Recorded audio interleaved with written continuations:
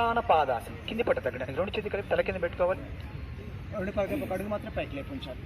కళ్ళు తెరిచి చూసుకుంటే పాదాలు కనపడకూడదు, అంత ఇట్లా ఉండదు. Both straight forward.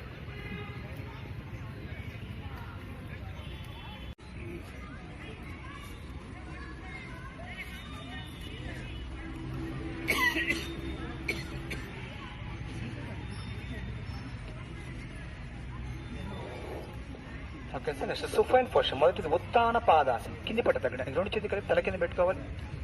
రెండు పక్కన ఒక అడుగు మాత్రం పైకి లేపి ఉంచాలి. కళ్ళు తెరిచి చూసుకుంటే పాదాలు కనపడకూడదు, అంత ఇట్లా ఉండదు. Both straight forward.